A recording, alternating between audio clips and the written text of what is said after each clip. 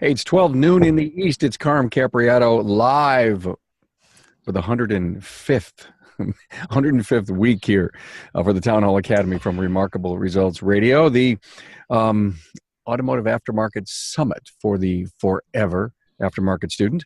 Glad to have you all here. As you can see on my screen, I have three wonderful and beautiful ladies that are going to partake in our discussion today called Catering to the Millennial Customer. And I have to tell you something. Has anyone ever seen Shark Week on TV? Anybody ever seen Shark Week or hear about it? Absolutely. Okay. Well, this is so interesting in how I'm going to make an analogy from Shark Week to this week, because it just so happens that this week has been the Generation Week here on the show. And what's so interesting is, ladies, you were on with me on our podcast that we released Tuesday, right? Succession planning, millennial woman coming through the family business. Today, we released an episode with Sarah Fraser talking about Generation Z. And so here we are with Town Hall Academy live talking about the millennial generation and how to engage them as customers. So for the podcast, it's Generation Week. Not Shark Week, but Generation Week. Hey, I want to thank so much Jasper Engines and Transmissions, and that's actually where I was this week. I was hanging out with the team from Jasper. Now, here's another reason to choose Jasper. It's their commitment to continuous improvement, their investment in research and development, product updates, and remanufacturing processes means Jasper provides the perfect product. Visit JasperEngines.com. So we're here to talk about catering to the millennial customer, and with me is Lauren Anderson, Victory Auto Service and Glass in Minneapolis, Minnesota. Hi, Lauren. Hi, Carm. Jackie Hauer, Zimmerman's Automotive, Mechanicsburg, PA. Hello. Hey, Jackie. And Carly Paiva, Elite Auto Repair in Warwick, Rhode Island. Hello. Hi. Hey, I'm glad to have you here. We're going to talk about marketing, to millennials and building millennial customers. And I have an open question for everyone. I am so curious. Can you get to know millennials? Can you have a relationship with a millennial at the shop? Absolutely. Mm-hmm. Absolutely. Of course. Well, those single answers just don't work here on the show.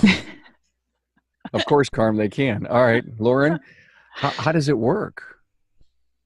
Is you it get any to know different? them. You get to know how you communicate. Let me with rephrase that. Is it any different than, say, a boomer customer or a Gen Z? I'd say so. I'd definitely say so. What are they looking for in a relationship? They're looking for transparency. They're looking to see if you value the same things that they do.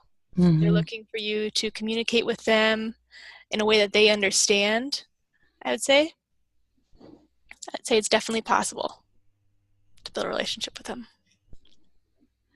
What are you doing inside the business, Jackie, to engage with millennials? I mean, let me ask a question. Are you doing any direct mail specifically to millennials through, say, Facebook targeting? And if you are, have you gotten any feedback? Do millennials love to open mail today? I don't know if we're really doing direct mailing so much. We do a little bit of emailing with customers that have been with us, and we do have their email address. But we do a lot of Facebook targeting with our ads.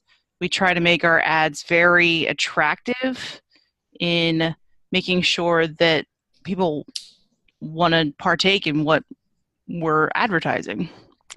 Interesting word. Make our ads attractive. Mm-hmm. Because what do we have? A small attention span with a millennial to attract them? Yeah, we can tend to. Pretty much. They want quick, easy. Well, here's the thing. Instant gratification. You're on here because you're millennials. And, there's no better person who can figure out how do you attract me to want to, hang my hat and let my shop be your forever service center. Mm-hmm. So how do you look, Lauren, at how what you do for social media for the millennial customer? Our focus has been on video lately, video content, simplifying our message to explain things that they would understand in a way that they would understand. It's going on and explaining that you need to get car washes in the winter to wash off the salt off your vehicle. because I feel like millennials don't know that. So it's engaging with them in a way that they need. And I think that's different than other generations in the past. By the way, there's a lot of boomers who don't know that salt thing. I got scolded last year at my shop, and I went in and I paid the bill and I got my car serviced. I got scolded because I hadn't gotten any of that salt from underneath the vehicle, and what a bad car owner I was. Oh, no. That's a great point. I love it. Thank you. Great point. So millennials are digital. They love it. They're always spending time on their phones. How do you is it the Facebook that you're constantly trying to get in front of them with, or is Instagram becoming really important to your business in the face of the millennial? We use more of Facebook, but we should use Instagram more, but we don't. We also use LinkedIn. We will text our customers reminders. We have seat inspections, so they'll come out that month they're due as a reminder, and millennials seem to really like that. They prefer texting, not a phone call. So we have very good feedback from that with millennials. We have to make sure you send it to the right customer, or else some customers just don't like. The older customers will not like that. We've had some don't like texts. Is that it? No, they don't. They want a phone call. They want the personal. So that's why we're here. I mean, there is a generational gap in how you have to do, how you have to treat, market to. Do your people at your counters understand this? Are you getting training for your service on how to deal with the multi-generations that we have today? Absolutely. There's definitely a paradigm shift that needs to happen on our front counters, from how it used to be to how it is now, and training them to embrace the differences and not just they're just like that, or they don't understand this, and kind of walk over them. I think it needs to be embraced. And so definitely training, communicating exactly what you want to communicate to our customers, to our millennial customers specifically, is definitely important. So Jackie, if you had an ad running, or even your your web page had a visual and a view of your business, and the millennial came in and saw something different, maybe a boomer may not necessarily think that there's a gap there, but does the millennial say if you aren't who you say you are, does that hurt your relationship? It can tend to. It's if you're claiming that you're very active in your community, you want people to see what you're doing in your community. If they don't see that in some way, they begin to get a little suspicious as to if you're saying you're doing it, what are you really doing it? And if they don't see it, they question it. And Absolutely. It's if you somehow show that you are in fact working with your community, and you're not just doing it one time or two times, you're doing it more than that, a couple times a year, and then actively showing them you are doing this, there's a different view on you in their mind.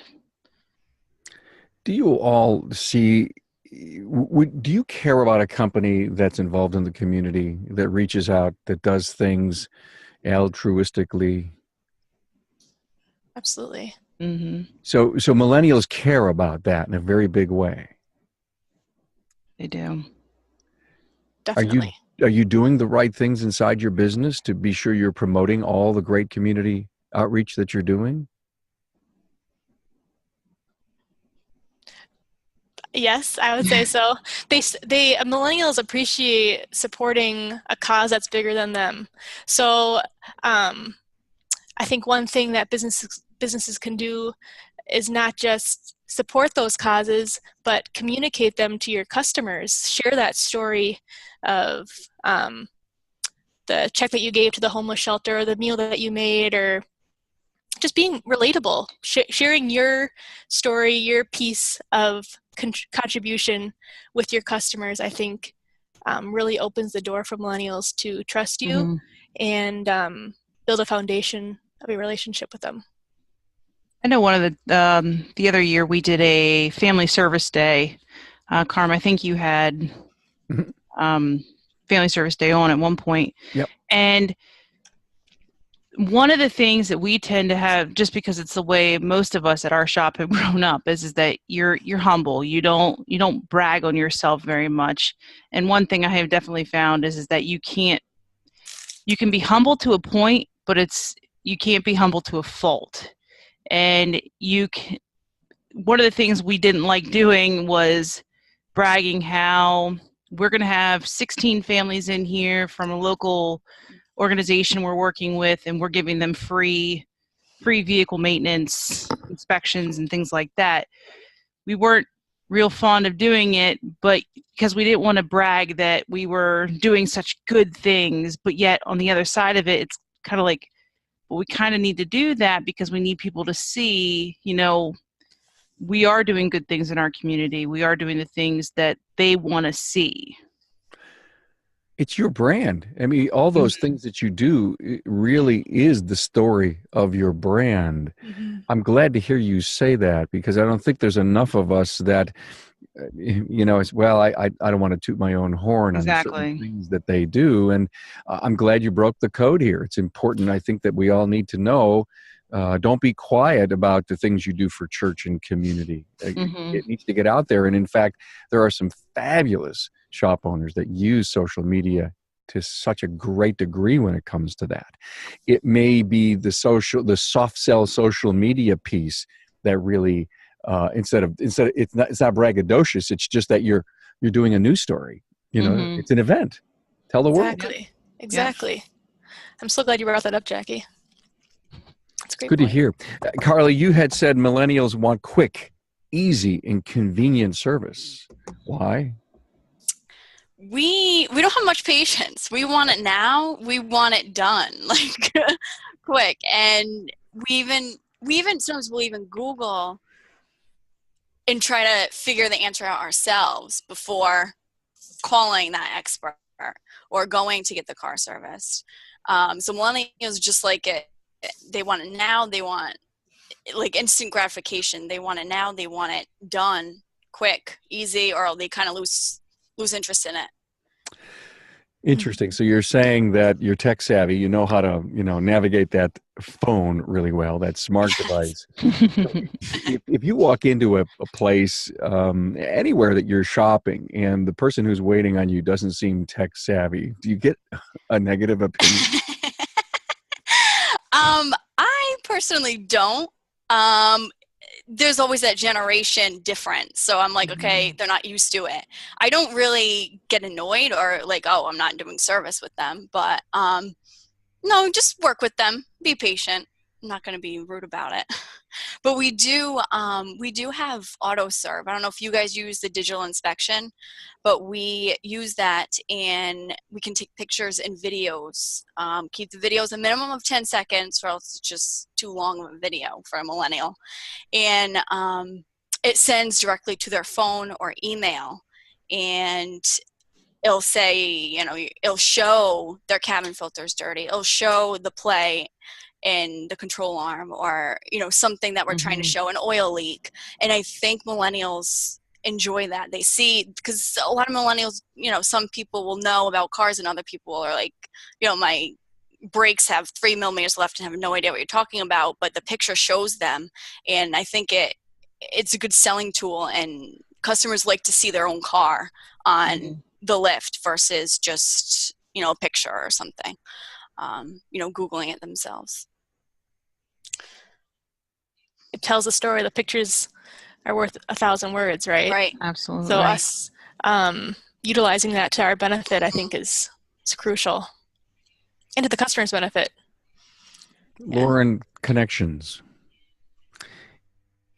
Do you find that millennials are connecting with your Victory Facebook page? Absolutely. I think that our content engages our friends, our followers, and it's up to us. We have the opportunity to create that content, and we just have to educate ourselves on what content is or would connect with those millennials, with our customers. So are you experimenting, all of you? I mean, you're going out. Is every time you say you pick up a phone, get ready to take a picture or to think about you as a millennial and attracting that customer, are you trying to outthink so that you can really have some great social content and get into the mind of that millennial customer? Because they're your future. I mean, every time you bring one in and you build a relationship and you have a connection, you're trying to lock a little loyalty down, right? But you have to figure out how to get inside. Exactly. Mm-hmm. Right. I think that's a challenge. Give me some ideas. Yes, give me some ideas. What are you doing? You can do a short. Millennials will like a short like demo video or informational video. They don't want to read a long how to or something. They want it short and quick. Mm-hmm. They prefer a video or pictures versus a long story about something. I think that will lose interest. I don't read like a long blog. I'll just watch the video and that'll be it. Something we did recently was in our email promotion, we did a short little video. We set it up kind of like grandma's living room in the middle of a bay, mind you, with a rocking chair and a coffee cup and a little like house plant. And our social media gal, Julia, explained the importance of changing your air filter. And that little video was that email went great. It was a great promo, and it was about a minute long. And I think, Carmi, that you touched on is that this big thing that you have to think about how you communicate with millennials. I don't think it has to be. I think it's really the opposite. I think it's simplifying everything. It's dumbing it down, if you will, so that you do get in that engagement, that you're not talking above them, but you're talking with them. Mm-hmm. So don't overdo it. Then you're not alone. Exactly. Keep a single subject, 1 minute, like you said. Carly, you said, "Hey, we don't have time. We don't read long blogs. What's the longest? There's tons of statistics out there. I don't have them in front of me, but what's the longest video that you would watch?" For me, depends on the subject, but Mm-hmm. once it's probably over a minute and a half, I'm done. I'll skip scrolling. Same with you, Jack? Yeah, one of the we found with some of the videos that we've done, we started up a round table, which we haven't done a video of that in a while, but we started up a round table that we have decided it's got to be 5 minutes or less, because if it's any more than that, we have lost viewership because the concentration level or the attention span just isn't there for it. And so, but for myself, yeah, I agree. It depends on the subject behind the video, but Right. if it's really intriguing, I will last longer than 5 minutes, but it all depends on what it is. Got it. So creative ideas, let's talk about that. I think we really nailed a great idea. Is there anything you guys could share from us besides the rocking chair thing, Lauren, which to me was kind of really cool and exciting, thinking way outside the box on that. A 1 minute spot. And who actually sat in the rocking chair? Julia. It was Julia? Okay. And she Yeah. basically, off the top of her head, did she have a script? We talked about beforehand what our content was going to be, and we had a couple 4 or 5 runs with it. But once we got it, it was simple, it was straightforward, and it was quick, which is what we wanted. Okay. Did you sell any air filters? Yes, we track all that. Absolutely. That, of course, is what Dad would want to know, right? Right. Customers definitely came in off of it. Good. So. And at least you created noise and a buzz. Absolutely. And it doesn't sound like it would be exciting, but you're making it you're making it exciting in simplifying it and communicating it in a different way. Some other things that we do, I know that you just asked this, to engage is is post pictures of our customers with their animals in our waiting area. Or it was Halloween and a customer came in with her son and he was dressed up as something, and so we got our service advisor outside and took a quick picture. And you're encouraging your customer, but you're also creating camaraderie between the service advisor and the customer at the same time. So I have a message to any shop owner that has the hair color that I have. I was making a statement there, and my daughter's a millennial, and she'll always be taking pictures of stuff, and I know that she's posting them places instantly, right? Instantly. Oh yeah. So what we fail to do, as say the older generation, and I'm not saying we're old, but you know, we've been through different things. We were there when phones were hanging on the wall and they were big and heavy. The message is to look for you've got to change your paradigm. I think you may have said that, Lauren, earlier. We have to stop and look at, oh, wow, there was a story. There was a 1-minute story there. There was a picture to take. There was an opportunity. Something just happened. A Lamborghini just pulled up and wanted to know where something was, but I'm not going to service them. But let me take a picture and says, hey, look who stopped by. It doesn't mean that you're ready to work on the Lamborghini, but how many people see Lamborghinis? Now there's some shop owners out there, again, that they do that. They know that phone that is attached to them is a business tool, not a communications device. It's a communications device, but it's a business tool because it's got a camera, and we need to use that. Right. And I think that's a strong message that needs to go out. And I think we need to hammer that.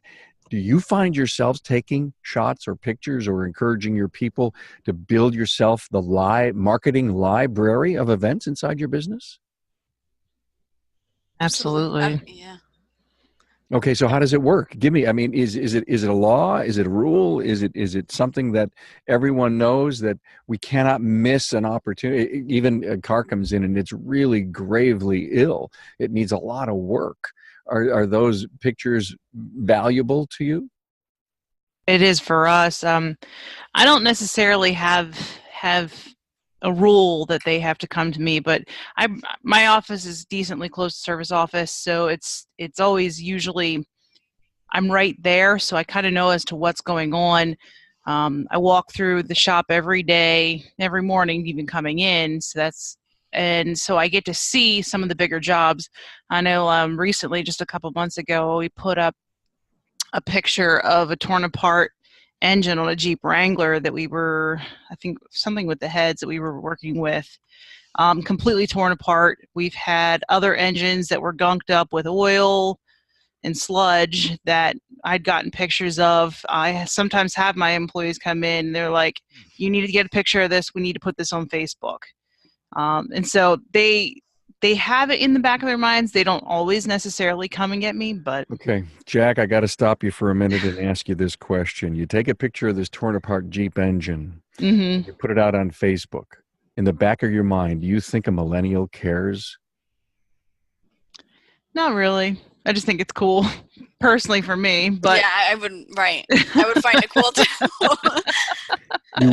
You would find it cool, Carly? But yeah. Okay, all right. Absolutely. It would be like, wow, I had no idea that's what goes on inside an engine. Is that what you're thinking? Yeah. So it's an educational moment. Right. As terrible as it looks like at the inside of the engine, who would care? Millennials care about instant and fast and convenient, you were saying. So, but still an engine is cool. It's cool. You agree, Lauren? Yeah, well, I mean, being in the automotive business, I agree, but another millennial may not. Yeah, I think that's the side that I'm taking. Right. I don't think it would be that interesting. One post that we did a little while back was one of our techs was taking out an engine. So he was literally standing in the middle of the car, underneath the hood, standing out. And so I think that's cool. I wouldn't have thought that a tech could actually fit in there. So I think that's more exciting than what he's actually working on sometimes. And also we do, Julia took a picture of a cherry picker and asked what this is. That was what the engagement was online. And you should have saw the responses that we were getting off that. Some people knew, some people didn't, but it's not the point. The point is just to create an open door with your shop and your customers. Mm-hmm. I love this. I want to continue this. I think we may have stumbled on a really great, piece of our Town Hall Academy today. And is it thinking about what the millennial may value when it comes to social media and posting? Hey, a family keeps their vehicle an average of 11 years. And where's the first place to turn when a drivetrain fails? Why Jasper? An engine or transmission is a major purchase, and it should be trusted to a 100% associate-owned company for quality remanufactured products. Thank you, Jasper, for your support of the Town Hall Academy. And, when they say that they're an associate-owned company, and I was there this week for a few days, and they are. I mean, everybody owns that company. I mean, they just so care, and it was a blast to be hanging with the Jasper team. So, ladies, let's go back to the digital visuals are key. And maybe we can offer the audience an idea or two. I loved it, Lauren. I'll get a cherry picker, tell me what it is. And even if the millennials may not reply because they wouldn't have an idea, you're engaging them, they're learning. And if they like your page and they see your feed, if the algorithm works and they can see it, right, then you're really, is it the millennial? Every time you post on social, is the millennial you're thinking of, will this matter to them? Or is it just you're looking to put out content?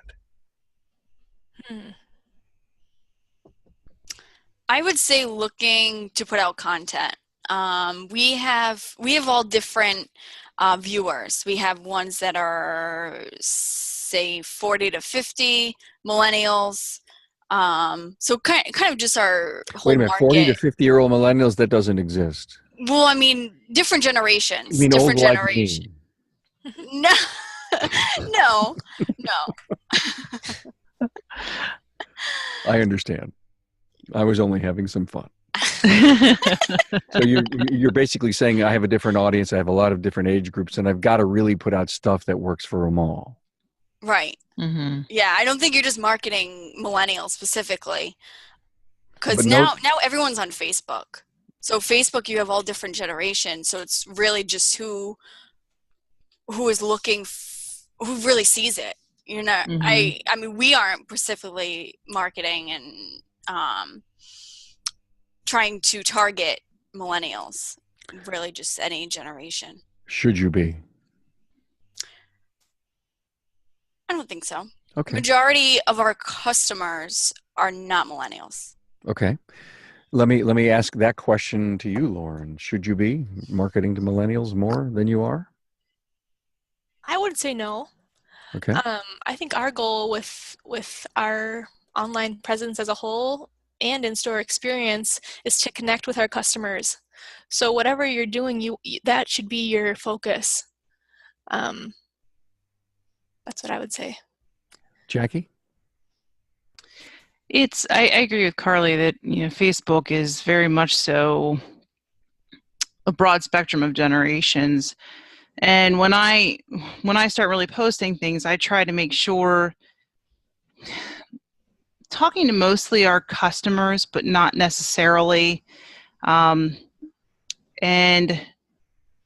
I guess I'm really considered more of one of the older millennials. Mm-hmm. I'm in the top range of it as far as age, and I think they call it the Oregon Trail generation, just because as millennials are.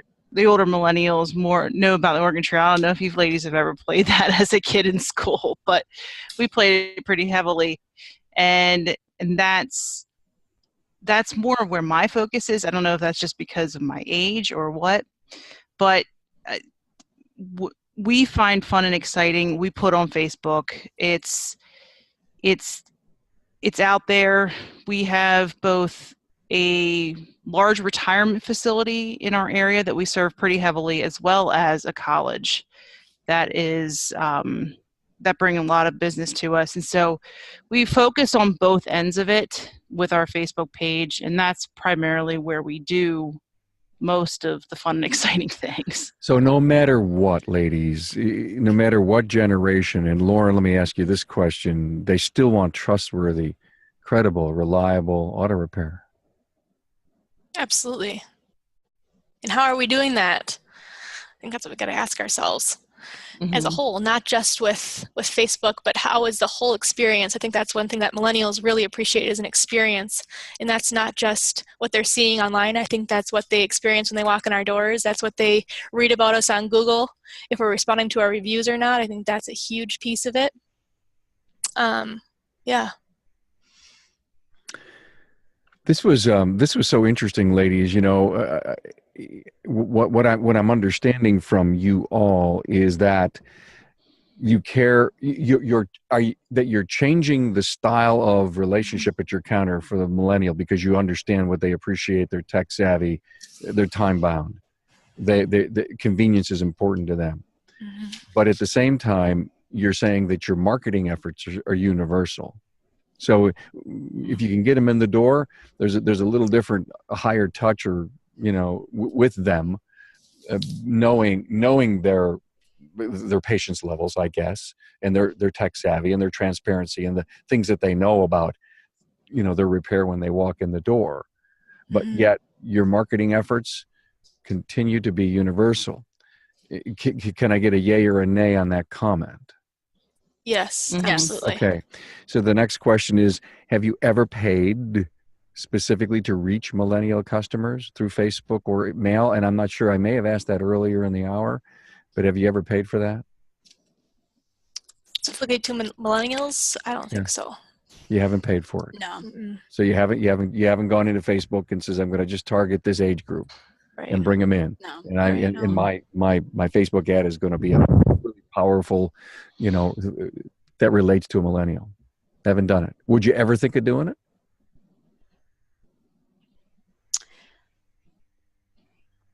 No, I would not. Interesting. I think you're not just reaching them, you're reaching your whole customer base. And yes, I think they're a big section of it, but people are people no matter what. Okay. I think. Largest part of the buying audience right now is the millennial. Right. Okay, cool. Hey, I'm going to give you all an opportunity to give me a last word on this. I just kind of love where this thing went. Hey, when your customer's vehicle, engine, or transmission fails, it's not the end of the road. A remanufactured drivetrain product from Jasper Engines and Transmissions will give your customers' car a new lease on life. Go to jasperengines.com for more information. Ladies, this was fun. Thank you so much. A millennial perspective from millennial ladies. And, thank you so much for, they're all in the family business. They all talked about their succession opportunities with the family business. Their episode went out Tuesday. And of course, you're back here talking about the engagement of millennial customers. I thank you so much for the support of the podcast. Now, let's go around the room. Is there any other great, wise piece of information that you'd love to give to our audience about catering to the millennial customer? I'll start with you, Jackie. I guess I would say just making sure you're being creative on all approaches. One of the things that we have coming up here as far as an event, usually our events they're family oriented and whatnot. And we got an idea from a conference we were at that Amy Matinet was one of our instructors. And when we came back, one of my service writers said to me, we need to try this idea out. And what it was having an event where you decide to get an old vehicle that has an engine that's on its last leg, and you blow the engine up, and you have people that give $5 donation for a guess as to how long it takes till the engine goes. And so we decided to do that along with bringing in our local fire department. And we have like 3 games. We have the engine part. The second game is taking swings at the vehicle with a sledgehammer. And then the third is how long they think how long the crowd of the winners of that first game, how long it'll take the fire department to take the car completely apart, doors and roof. Wow. And so this is definitely very different. immediately when I put it up on Facebook, by that evening, I had over 40 interested responses, and that it's not until April, and I haven't even boosted it yet. And so it's being creative in what you're doing, and that can tend to be hard for me sometimes, but when I get little hints from other people in the industry, it helps. What's so cool is that you stole an idea. Yeah. Okay, you did what's called R&D. You know, Frank Scandura says R&D, rip off and duplicate. Any great idea. Please, never. I mean, you know, the total value of the podcast. I mean, over 530 episodes is there's a seed of an idea in each and every episode, and you know, not only on being a better leader, but great ideas on marketing your company. Well, so if I really had some built-up frustrations, I could take a whack at the car for $5. Absolutely. Wow. Absolutely. Great idea. Excellent. Carly, any final thoughts on marketing to millennials? Yes, I really like that idea, Jackie. I may have to do something similar. But I think as far as social media and marketing, I think maybe Instagram is a little better just because millennials are more on Instagram versus Facebook.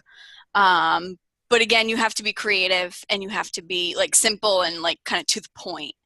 But I think something like what Jackie has done would interest people. So you have to keep it interesting, kind of different, or millennial. I don't know. I just think you have to keep it simple, different, have informational and kind of educational as well. But I think it's. Let me ask you a question about Instagram, because you know I continue to read that Instagram is it. If you were going to take a picture right now, think about your shop, think about anybody who's in there, customers. Help me in my mind frame what kind of picture I should put up that would attract a millennial customer. I would say something with either a quick demo on, say, something quick like how to check your oil level or something like that, or a fancy car, Ferrari comes in, something like that. Probably more of some kind of a quick video. So you would be pointing, say, under the hood, where the OIL cap was, and it's really not 710, it's OIL, and something like that. So nice. Okay. All right. Well, something, I get it. No, I really do. Yeah. I get it. It's actually a picture that also my teaches head, at the same time. Yeah. Okay. You got to really think about it. I think about posts before just posting, and different pictures, different angles. You know how they do, this, I don't want to use this example, but like, Thirsty Thursday, you can use something kind of rhyming like that. Okay. Like, Tail Light Tuesday. That was some way. That's a great idea. Yeah, something like that we kind of have used before, and Tail Light Tuesday. Yeah. Honest to God, huh? But Motor Monday. That's pretty good, actually. Right. Windshield Wednesday, huh, Lauren? That's not out of the question. They're in the glass business. That's why. Yeah, there you go. Oh, very good. Thank you, Carly. That's great. Any final comments, Lauren? Yeah. So I think beginning of last year, one of the things that we decided to do to better connect with our customers and millennials is to simplify our waiting areas. So when they walk into any of our locations, it's the same across all 6 locations, and they're not bombarded with a bunch of other brands. It's Victory's brand, it's Victory's story, and so we really honed in on that and painted everything one color. And one of the big things that we decided to do was take out our one large front counter, and we made 3 kiosks at each of our locations so that you can have a one-on-one conversation with each customer, that they're not just another number, but they are very important to us, and we want to take all the time they need to have that personal touch, that special experience. I got it. I understand. Pods. When I saw pods in the hotel business, it's got to be 8-9 years ago now. I just fell in love with how easy it was to have the relationship with whoever was checking you in. Right. And it's taken a little longer than I expected for it to all happen at the service end. But I know that so many of the remodels, excuse me, that are going on out there in our showrooms today, in our lobbies, pods are it. Mm-hmm. Thanks for that point. You're not fighting over your coworker on the phone. You really get to have that one-on-one conversation that I think is it's your space and it's their space, and it's a combined space, and I think there's more intimacy there. Hey, ladies, thank you so much. We're here talking about catering to the millennial customer. We had fun talking about it, by the way. That was the most important thing. Lauren Anderson, Victory Auto Service and Glass, Minneapolis, Minnesota. Jackie Hauer, Zimmerman's Automotive in Mechanicsburg, PA, and Carly Paiva, Elite Auto Repair in Warwick, Rhode Island. We're all Northerners. We've all had a very tough cold spell the last few days. And I don't know about you guys, but we're supposed to be up in the 50s on Monday and Tuesday. It's strange. Same here. No, like you wait. Amazing. Ladies, thank you so much. Appreciate you being on the Town Hall Academy. Thank you. Thank you, Carm. Thank you. See you. Bye.